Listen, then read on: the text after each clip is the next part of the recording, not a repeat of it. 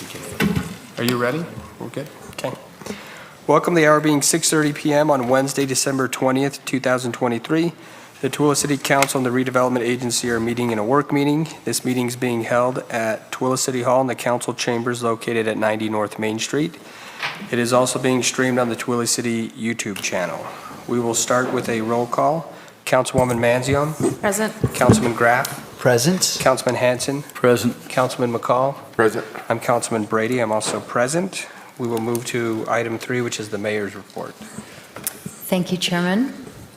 I have just 2 items tonight, and the first one that I would like to report back on of a very, very successful Shop with a Cop again this year.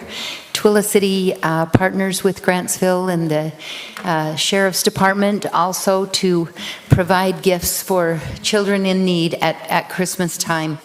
This program has been going on since about 2010.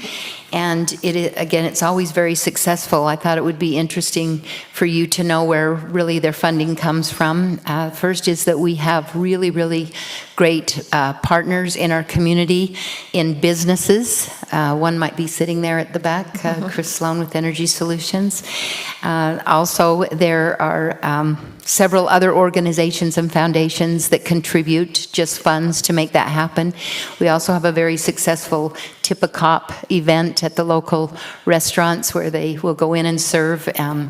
But throughout the year, whenever there's an event that the police department is holding, they will have a little thing for Venmo so that people can always donate to Shop with a Cop. This year, collectively as a county, they raised $14,300. And this year they were able to sponsor 30 families, which was a total of 65 kids, and 33 of those 65 live right here in Tooele City. The others were from Grantsville, Stansbury, Dugway, and Wendover. So again, it was a great success, and as you can see, we got happy smiling faces up there and kids that were able to pick some things, some gifts for Christmas. So very successful. The next item that we're going to show you here is recently Channel 2 KUTV did an interview with 2 of our volunteer firefighters. And I wish they could have interviewed every one of them. Les Olson IT has the office technology you need to take your business We have to see the the next ad level, first, like the but new Sharp I just Advanced want you series. to watch this because it's going to touch your heart. Copiers. Protect your business with state-of-the-art cameras. Get peace of mind with cybersecurity from our elite IT services team. Learn more at lesolson.com. A little over a month ago, a Tooele crash dominated the local news, and for good reason. Volunteers from all over the valley rushed to the scene. Yeah, only on 2. Kristen Kenny revisits that day with 2 of the volunteer firefighters from Tooele City Fire Department. We're here in Tooele at Main Street and 10th, where it's relatively quiet today, but back early in November, it was like a scene out of a movie. Take a look at your TV right now. It looks like a war zone. Dozens of cars smashed and burned after a semi-truck rips through Main Street in Tooele. Firefighters rushed from all over to this scene, but did you know that most of them are volunteers? We're about 90% volunteer in Tooele County. Mike Jensen is one of them. By day, I'm Tooele County Treasurer. Tooele City Fire. But when emergency calls, I just say, I've got a fire, I'll be back, and off I go. Mike was one of many firefighters who rushed to the scene of the fiery November 3rd semi-truck crash. But I was home for lunch, and as I drove down, I could see the black header. Well, I don't know how many total response personnel responded, but we had people, we had help from Grantsville City, Tooele Army Depot, North Tooele Fire. The list goes on. I just happened to be coming back into town because I was short one piece of pipe. We were putting in a septic system. Weston Jensen, unrelated to Mike, is a local contractor and business owner and also a volunteer firefighter. When we come up over the pass, we could see the smoke, the building smoke. I started getting text messages. He quickly tried to get to the scene. It was really difficult for me just to get there because when there's a big plume of smoke, you know, people, everybody around just kind of wants to see what's going on, so the traffic was horrible. Our scene was spread out across 12 city blocks. It's amazing that nobody died. I think the driver did a good job the best he could to get past everybody. For over a century, the Tooele City Fire Department has relied on volunteer firefighters like Weston and Mike to come to the rescue. The department's been volunteer for over like 104 years now, so there's a lot of pride. It's one of the greatest group of guys that I'll probably ever be able to work with. There are up to 55 members in the department and a long wait list to join. Why is it important for you to volunteer in this capacity? My dad was a fireman, so I kind of grew up with it, learned the need for volunteer service. It's just rewarding to help somebody that's probably in their worst day of their life. Mike has volunteered for 31 years, Weston 13 years. I feel like I've gotten more out of it than I gave to it. But his calls for help grow. When I first started, I think we were around 220 calls a year. Now we're getting up above 500 calls a year. Will the need come to move to paid? Yeah, I think we're going to get there someday. The valley's still going to grow, and we're still going to, the need will come. And I know a lot of the other volunteers probably wouldn't like me to say this, but I mean, sooner or later, we get enough of a call volume. Because we have to make a living, we have to take care of our families. Why do you think people want to like saying that? Just because the pride of... The pride, yeah. There's a lot of pride in our department. We're not paid firefighters, but we're definitely professional firefighters. Kristen Kenny, KUTV 2 News. A bill is being drafted on Utah's Capitol Hill. So I will tell you that Weston and Mike, you guys did an awesome job with the interview, It's getting overwhelming really support from the legislature, and the representing bill everyone. would prohibit sexual activity between two consenting adults as long as one I'm of sure them that's is a good teacher story, and the other too. is a student. Paul Melton has more in this Crisis in the Classroom report. This bill started when one young But I woman do in want you Utah to tried know report her high how school much I teacher after the two had a appreciate sexual what our relationship while she was a firefighters do. student. And it's not just this catastrophe, it's every call is important, and they treat every call like they did that one that day. And over 500 calls is just unbelievable. It really truly is, to know that they are working and they leave whatever they're doing to go and protect our community. Thank you guys, appreciate you all very much. Awesome.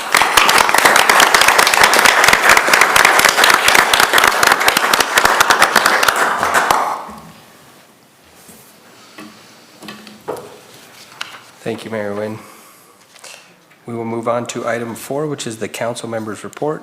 We'll start with Councilman McCall. Yet again, I didn't write it down, so I can't remember, but I know I did. Councilman Hanson. Hey, you guys, we're all proud of you. Thank you. Everything you do for us, appreciate it. Thank you. Thank you. I think I'm taking after you. I think we did some good things this last couple of weeks. Merry Christmas though to everybody. I just want you to know that, but yeah, here we go. I'm done. Thank you. Councilman Graff. Let's see, over the past, since the last meeting, I had a chance to attend this Children's Justice Center meeting as well as the Arts Council meeting. And so it's been a privilege to serve on those boards, and I'm grateful to have done so. And that concludes my final report. Thanks. Councilwoman Manzione. I did want to report that at the Planning Commission meeting, they did their elections for chair and vice chair next year, and Tyson Hamilton and Chris Lund will remain as chair and vice chair. They were both super excited and like jumping up and down with excitement to keep those positions. And that's all I have to report. Thank you. I attended the weekly staff meeting.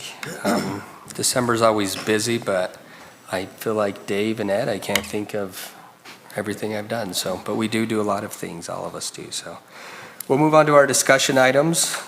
Our first discussion item is ordinance 2023-43, an ordinance of Tooele City amending Tooele City Code Chapter 7-19 regarding subdivisions. This is presented by Roger Baker, the city attorney. Thank you, Council. I'm glad to be in front of you tonight, hopefully to present this for the second to last and last time. This ordinance represents over 6 months of effort with a team that is about half of the mayor's administrative staff. The ordinance is in response to Senate Bill 174 of the 2023 Utah Legislature, which basically required every city and town and county in the state to examine and overhaul their subdivision process. Because I doubt there were any municipalities that were totally compliant with the terms of the new bill. We will still have, under this proposal, a preliminary subdivision and a final subdivision. We won't call them plans or plats because that gets confusing.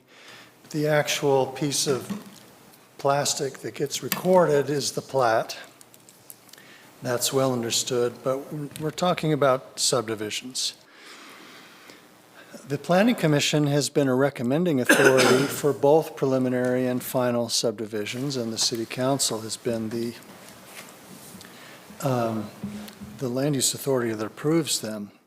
I'm sorry, for some final plats, we changed not long ago to have a staff level approval after you have approved the preliminary plan. Right now, we require almost all of the data accompanying a subdivision plat to be submitted with the preliminary plan. The state law has pushed municipalities toward having the preliminary subdivision review planning type items like what is the property going to be used for, how dense is it going to be, and how is that density and those uses going to be configured within the property.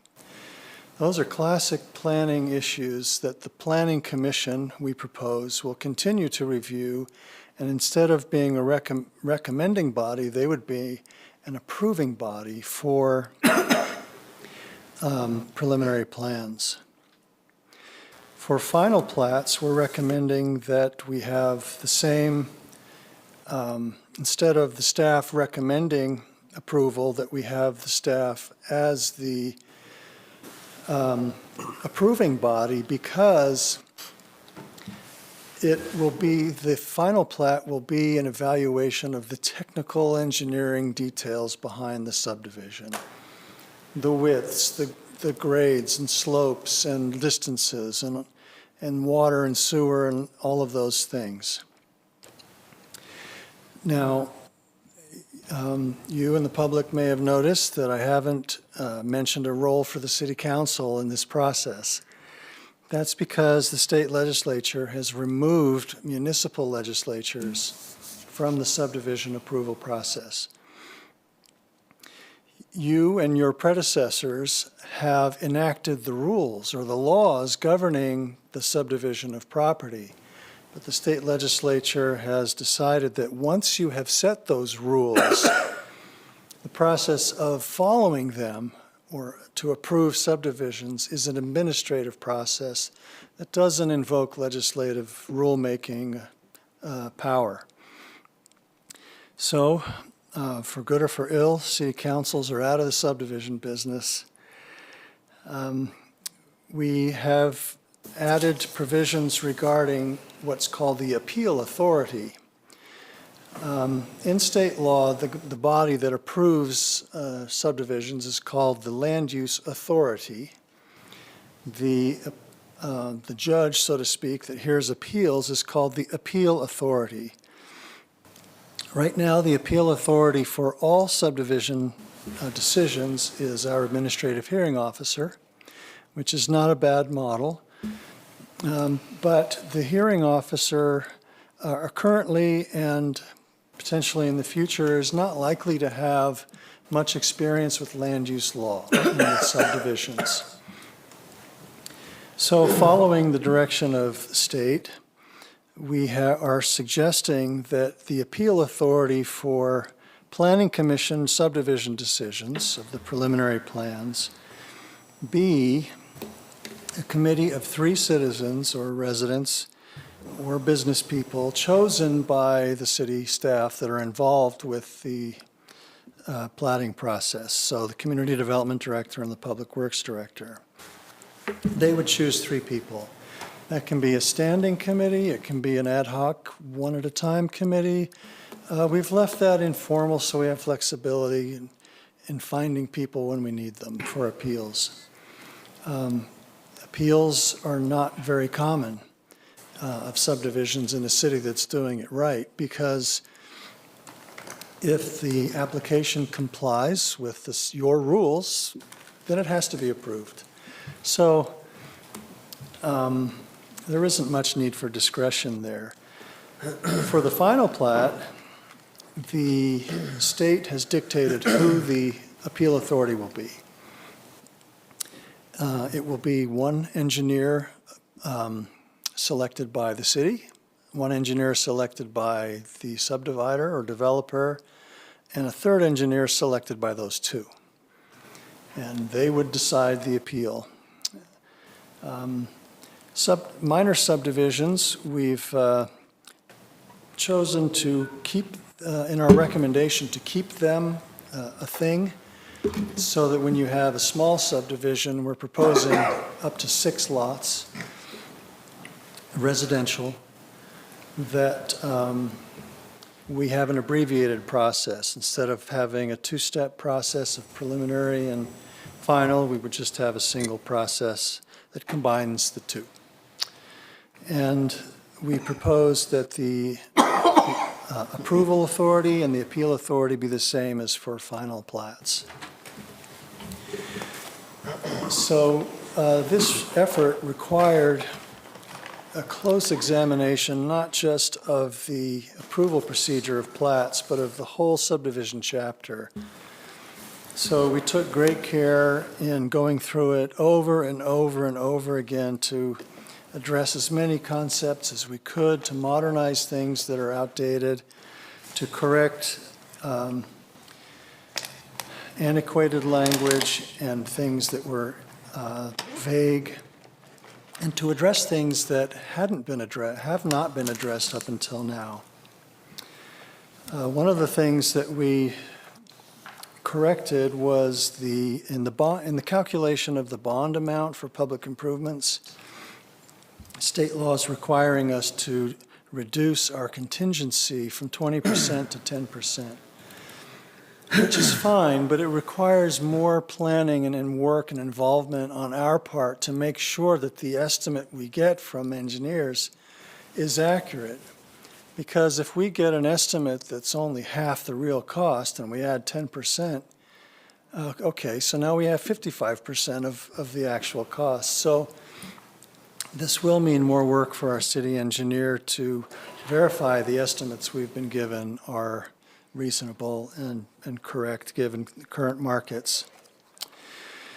We've addressed flag lots and some deficiencies in that and have put in new diagrams to help understand what a flag lot is, how it can be configured, what the distances are required to be, and so forth. So it's fairly comprehensive. I'd be happy to try to answer any questions that you have. We've been trying to address those all along the way instead of just leaving it for tonight. But that's what we're here for. So can I answer any questions for you, or? Any questions from the council?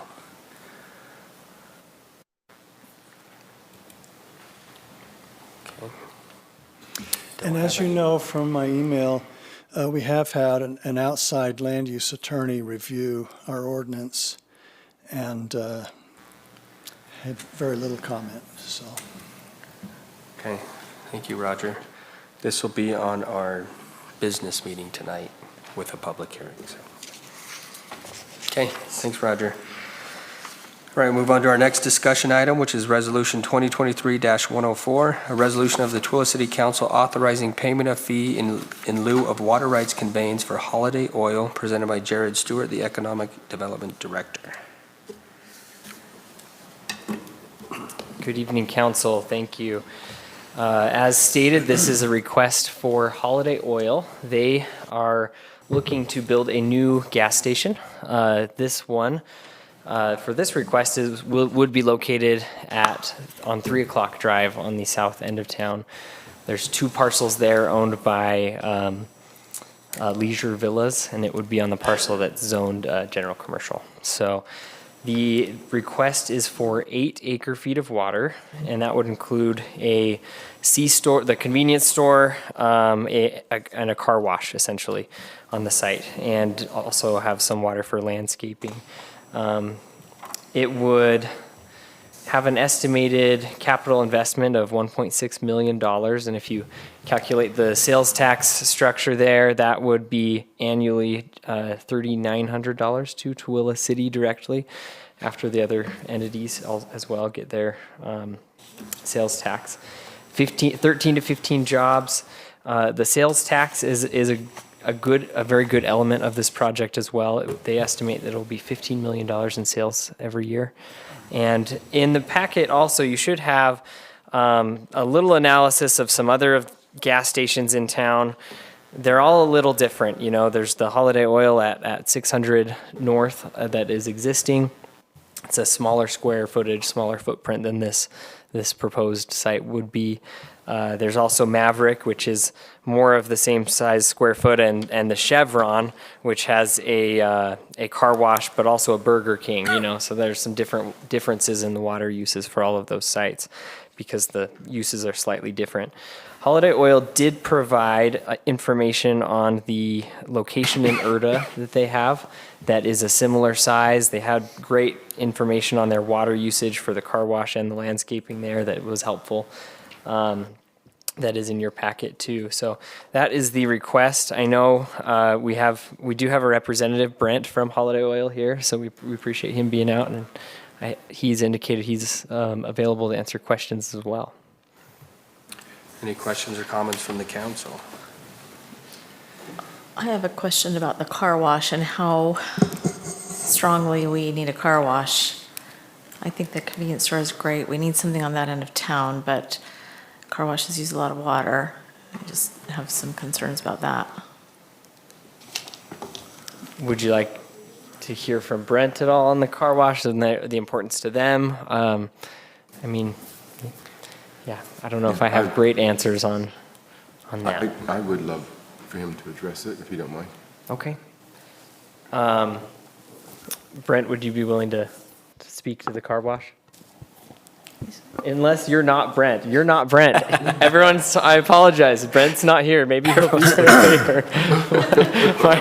my apologies. I kept looking at him and he's like, my apologies. I know that he did mention that the car wash is important to their business model. It's something that was of interest. I did ask if Holiday Oil would be interested in separating those as in this, request, the portion for the car wash and the portion just for the convenience store. And he did want to lump those together because it was important for their business model. We do have the numbers for the sales that is in the packet too, the amount of sales that are for each. I think that is interesting to look at too. I mean, convenience store and the gas station really are especially the gas is the large driver of the actual sales. But I know margins are slim on gas sales. There's differences in the economics of those different things too that, maybe we can ask that. I think based on the numbers for car washes and the numbers they have for the Erda one, that's probably about,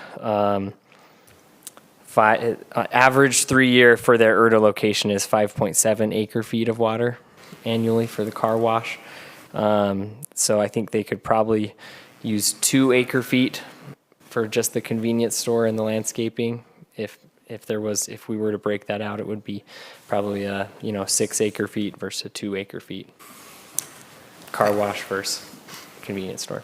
I guess my concern is this is payment of a fee in lieu of water rights. And as a council, we've addressed this for other car washes, and it was a concern, I think, universally amongst us. And correct me if I'm wrong. And so it feels odd to be able to convey this or allow this for this particular applicant. And I recognize that they bring more to the table than just a standalone car wash. But it feels odd to convey that privilege or that right, or however we're going to state it, when in the past we feel that may not be the best use of water. And so I would echo the concerns conveyed and echo what's been previously said in previous meetings about car washes. I feel the same way.